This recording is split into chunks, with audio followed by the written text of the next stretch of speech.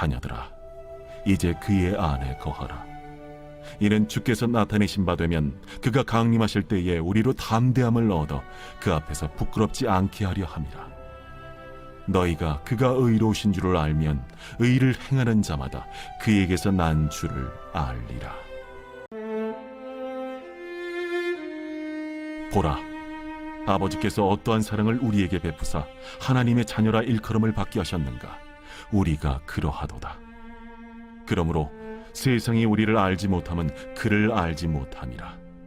사랑하는 자들아, 우리가 지금은 하나님의 자녀라. 장래에 어떻게 될지는 아직 나타나지 아니하였으나 그가 나타나시면 우리가 그와 같을 줄을 아는 것은 그의 참모습 그대로 볼 것이기 때문이니, 주를 향하여 이 소망을 가진 자마다 그의 깨끗하심과 같이 자기를 깨끗하게 하느니라.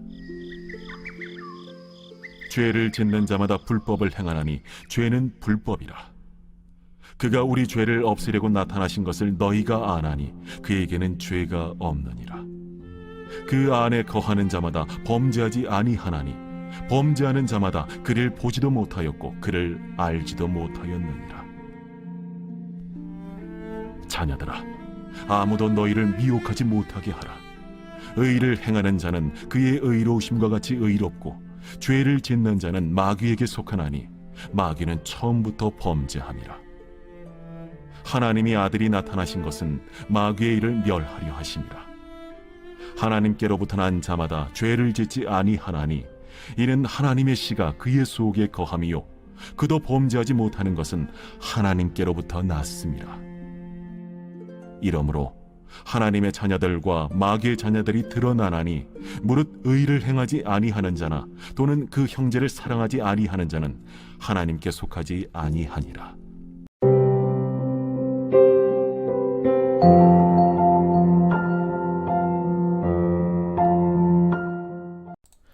여러분 반갑습니다. 오늘도 큐티로 여는 기막힌 하루입니다. 본 말씀 요한일서 2장 28절부터 3장 10절의 말씀입니다.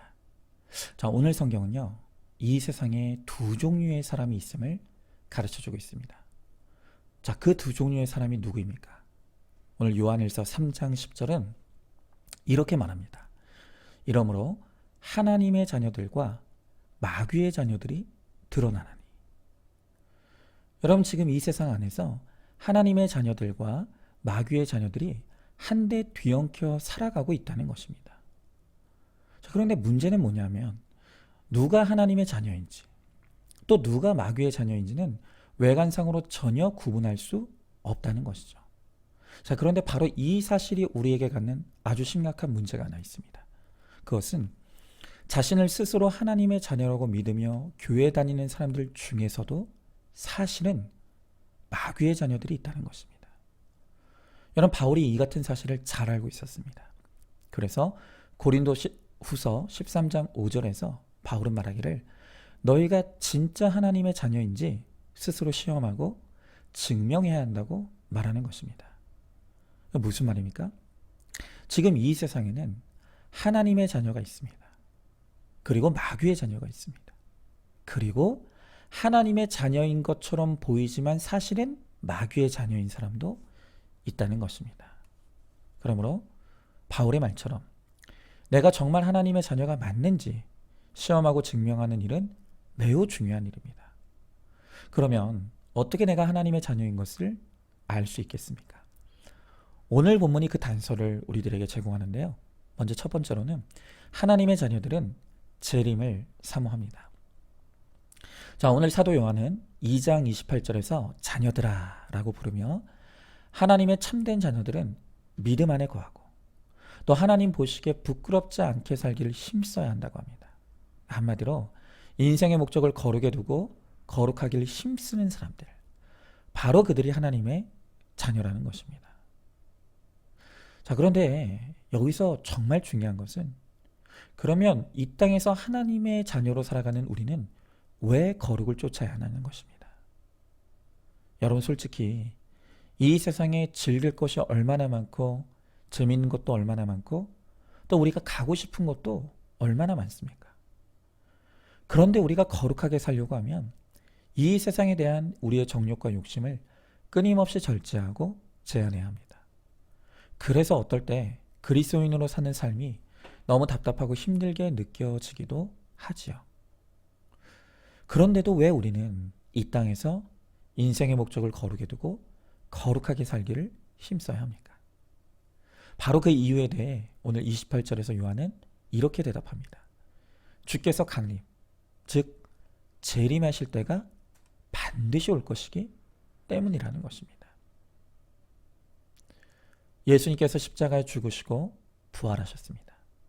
그런데 그것이 끝이 아니라 이 세상의 마지막 날 예수님은 심판자로 이 땅에 다시 재림하실 것인데 바로 그때 우리가 부끄러움 없이 담대함을 가질 수 있으려면 믿음 안에서 거룩한 삶을 살아야 한다는 것입니다.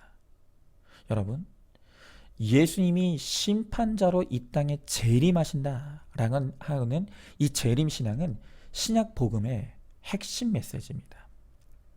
신약 성경이 총 260장으로 되어 있는데요. 그 안에 이 재림에 대한 말씀이 무려 318회나 반복되어 언급이 됩니다. 여러분, 이렇게 318번이나 재림에 대한 말씀이 반복된다는 것은 두 가지를 의미하죠. 첫 번째로 주님의 재림의 사건은 반드시 있을 일이라는 것입니다. 반드시 재림은 있다는 것입니다. 그런데 이 반복의 또 다른 의미가 무엇입니까? 사람들이 반드시 있을 이 예수님의 재림을 안 믿는 것입니다. 안 믿어도 너무 안 믿습니다. 여러분, 노아 시대 때 그렇게 노아가 홍수가 온다고 했는데도 사람들은 홍수가 일어나던 당일까지도 먹고 마시고 시집가고 장가가면서 노아가 하는 말을 믿지 않았다고 했습니다. 또한 롯이 그 가족들에게 소돔과 고모라가 망할 것이라고 외쳤지만 그들의 사위들은 그 말을 농담으로 여겼다라고 했죠. 그런데 이 재림에 대한 이 세상의 태도도 똑같습니다. 하나님은 끊임없이 세상의 끝이 있다고, 그때 예수님이 재림하셔서 세상을 심판하실 것이라고 외치고 또 외치지만 사람들은 도무지 듣지 않습니다. 하나님은 사람들이 말로 해서 안 들으니 이젠 종말과 같은 이 땅의 심판의 사건을 통해서라도 하나님께서 우리들에게 깨달으라고 말씀하십니다. 여러분, 바로 이렇게 재림에 대한 하나님의 말씀이 들릴 때, 또 땅의 심판의 사건이 왔을 때 그것에 대해 어떻게 반응하는가를 보면 누가 하나님의 자녀인지, 누가 마귀의 자녀인지를 알 수가 있는 것이죠. 오늘도 마귀의 자녀들은 마치 이 세상이 영원할 것처럼, 노아 시대 사람들처럼, 또 롯의 사위들처럼 하나님의 말씀을 경홀히 듣고 또한 믿지 않습니다. 그리고 여전히 이 땅에서 허랑방탕하게 살아가는 것입니다. 여러분, 그것이 바로 마귀의 자녀들의 특징입니다. 그러나 하나님의 자녀들은 다릅니다. 하나님께서 구원하시기로 작정한 택한 하나님의 자녀들은 이 경고의 말씀이 나팔 소리처럼 들립니다. 그 말씀을 두렵고 떨림으로 받아냅니다. 또한 땅에 고난이 왔을 때 이것이 영원한 멸망을 피하라고 주신 하나님의 기회라는 것을 깨닫는 것입니다. 그래서 진정한 하나님의 자녀들은 주님의 재림을 믿고 사모하기에 주님 오실 때까지 부끄러울 것이 없도록 거룩한 삶으로 자신을 단장하며 기다리는 사람들입니다. 자, 한번 질문해 봅니다. 이 세상의 끝이 있고 주님이 재림하신다는 것을 믿습니까? 이 땅에서 내가 겪는 고난이 종말의 예고편인 것을 알고 있습니까? 거룩만이 재림을 맞이하는 최고의 준비임을 깨닫고 있습니까?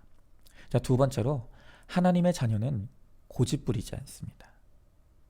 자, 오늘 3절에서 요한은 이 소망, 그러니까 즉 재림에 대한 소망을 가진 자마다 그의 깨끗함과 같이 자기를 깨끗하게 한다고 합니다. 그렇습니다. 이 분명한 재림 신앙이 있는 사람들은 깨끗함, 즉 거룩함을 인생의 목적이 됩니다.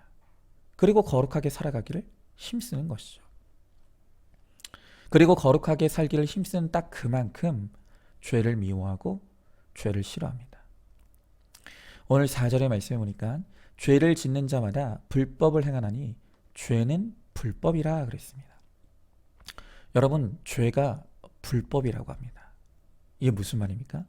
그러니까 결국 죄란 하나님의 법을 따르기를 거부하고 내 마음대로 살고 싶어하는 고집, 그게 죄라는 것입니다. 고집. 여러분, 죄성이 들어온 인간은 더 이상 하나님의 뜻에 순종하고 하나님의 뜻대로 살기를 싫어하고 반항합니다. 그러면서 사사건건 하나님의 뜻과 반대의 길을 가고 하나님과 반대되는 일을 하려고 고집 부리는 것입니다. 여러분, 우리는 이런 인간의 뿌리 깊은 고집의 죄성을 어린 아이들에게서도 볼 수 있습니다. 여러분, 우리 아이들을 보십시오. 부모들이 아이들을 위험한 곳에 가려는 것을 막고 위험한 일을 하는 것을 막습니다. 그런데 이 아이들은 어떻습니까? 하지 말라면 안 합니까? 아니죠. 더 합니다. 그러다가 사고가 납니다. 여러분, 이런 아이들의 고집, 이게 바로 하나님에 대해 우리가 부리는 인간의 죄악된 고집의 모습입니다. 그러나 이제 우리가 하나님의 자녀가 된다는 것은 내 고집이 죄라는 것을 깨달아가는 것입니다. 그러면서 하나님의 말씀 앞에서 내 마음대로 하고 싶고 내 뜻대로 하고 싶어하는 이 고집을 꺾어내고 하나님의 뜻에 순종해 가는 것이죠. 여러분, 큐티가 무엇입니까? 큐티의 핵심은 날마다 내 속에 하나님의 뜻과 반대로 행하려고 하는 내 고집이 있음을 보는 것이 큐티입니다. 그리고 말씀으로 드러난 내 고집을 꺾어내는 반복적인 훈련과 연습이 바로 이 큐티의 핵심인 것입니다. 제가 전에 보았던 우리를 교회 한 남자 성도님의 간증의 내용입니다. 어느 날 아주 우연한 기회에 예전에 자신이 초등학교 시절 짝사랑했던 한 여자 동창과 연락이 되었습니다. 두 사람이 너무 반가워하며 안부를 묻는데 자신은 결혼하여 아이도 낳고 가정을 이루고 있는 반면에 이 여자 동창은 이혼하여 돌싱인 것을 알게 되었다고 합니다. 그렇게 안부를 나누다가 만나기로 약속하고 날짜와 장소까지 잡았다고 합니다. 이 성도님은 공동체에서 남녀 간에는 절대로 따로 만나지 말라는 원칙을 알고 있었습니다. 그런데 그것을 어겼을 뿐만이 아니라 마음속에 은근히 이 동창을 만나 음란의 행위까지 갈 기대까지 품었다고 합니다. 근데 여러분, 더 기가 막힌 게 뭔지 아십니까? 그 동창을 만나기로 한 그날 항상 듣던 새벽 큐티 설교를 듣지 않았다고 합니다. 또 큐티 책도 덮어버렸다고 합니다. 왜일까요? 왜 그랬을까요? 왜냐하면 말씀을 듣고 펴는 순간 하나님이 안 된다고 할 것이 너무 뻔했기 때문입니다. 여러분, 결국 이 성도님은 어떻게 됐을까요? 여자 동창을 만났을까요? 안 만났을까요? 여러분, 결국 이분은 약속된 날짜에 약속된 장소로 나갔습니다. 그리고 그 동창도 만났습니다. 근데 여러분, 은혜가 일어났습니다.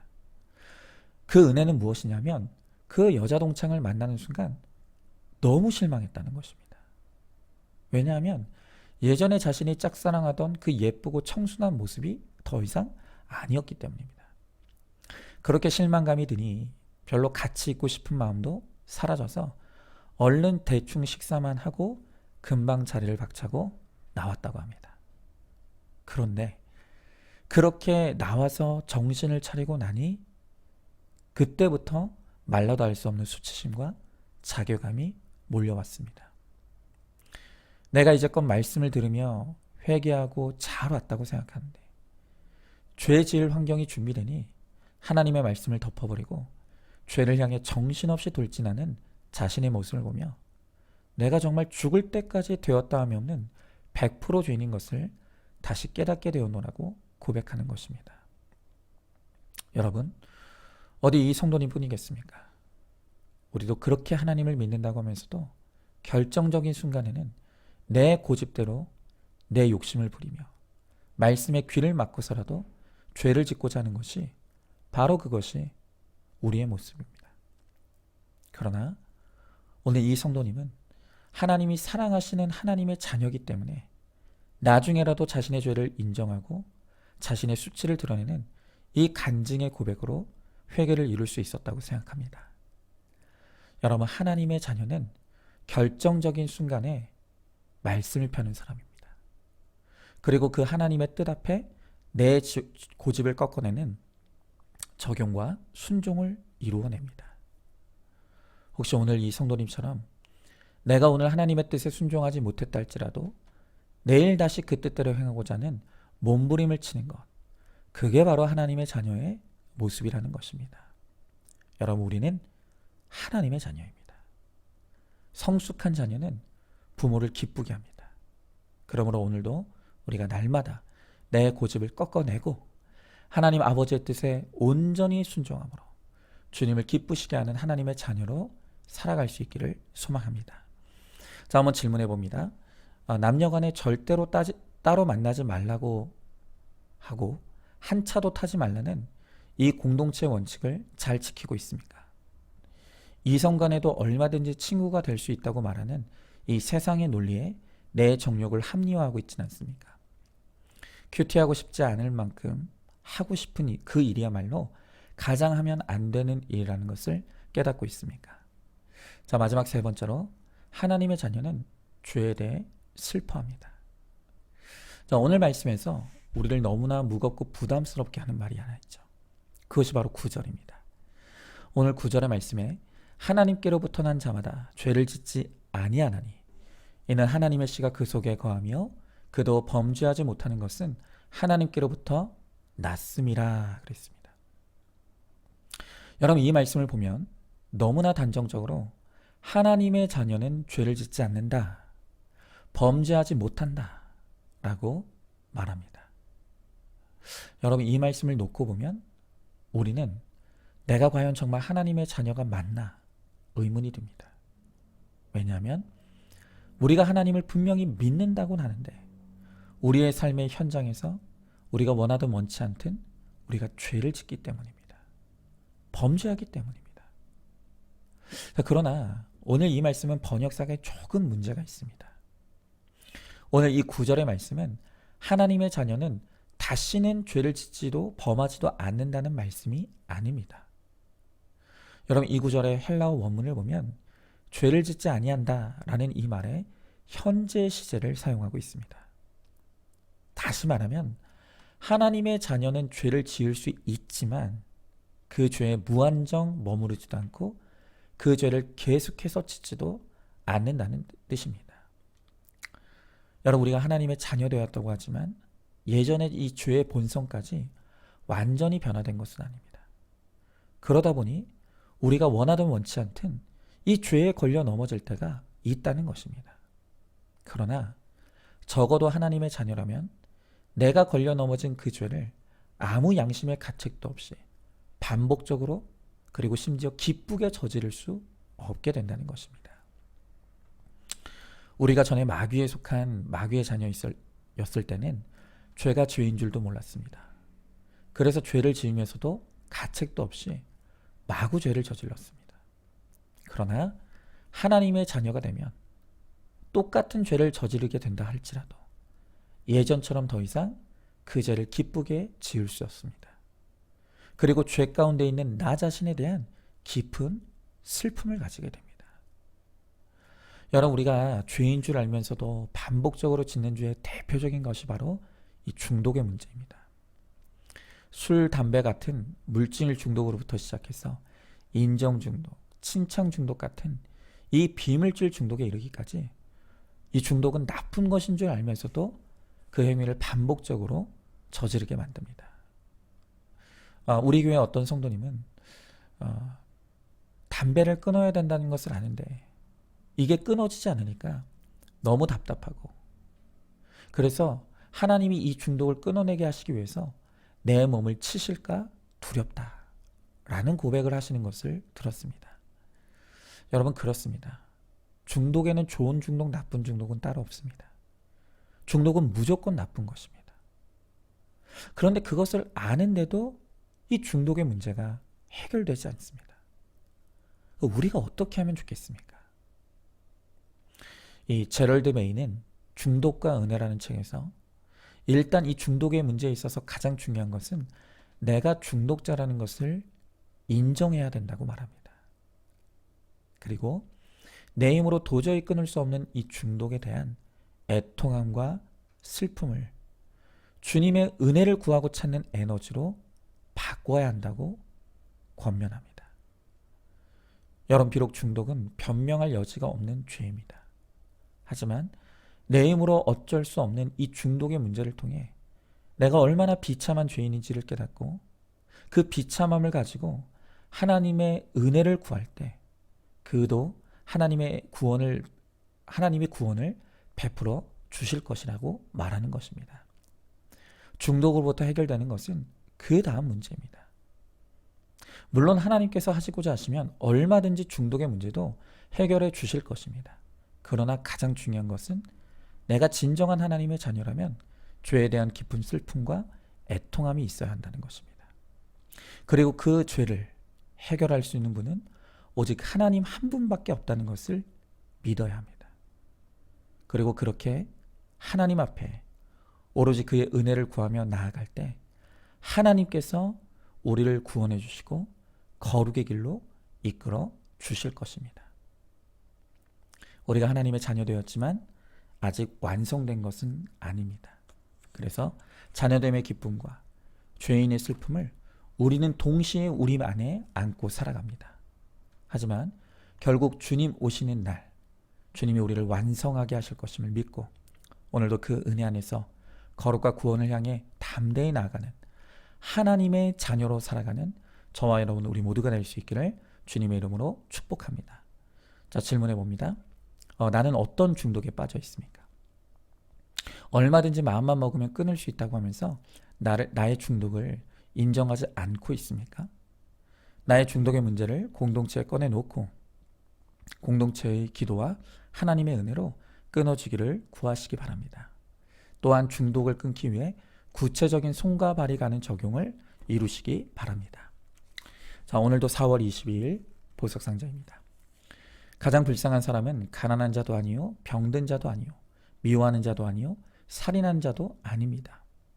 가장 불쌍하고 불쌍한 사람은 하나님께 잊힌 자입니다. 하나님께 잊히기 전에 영원한 사망으로 가기 전에 제동을 거시는 것이 축복입니다. 고난을 통해서라도 내가 죄인인 것을 깨닫고 하나님 앞에 엎드리는 것이 축복입니다.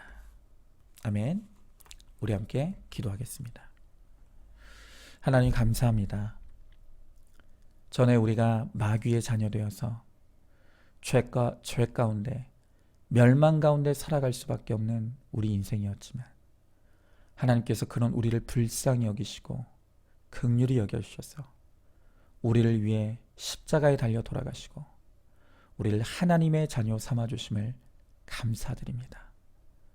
이제 주의 피값 주고 우리에게 생명을 주셨사오니 이제는 우리가 다시 오실 주님의 재림의 때를 기다리며 오늘을 거룩하게 살아갈 수 있게 하여 주시옵시고 오직 하나님의 뜻대로 말씀에 순종하며 죄와 싸워 승리하며 그렇게 주님 오시는 날까지 주를 기다리고 또한 주께서 주신 이 구원의 사명을 잘 감당하며 살아갈 수 있는 우리 모두가 되게 하여 주시옵소서.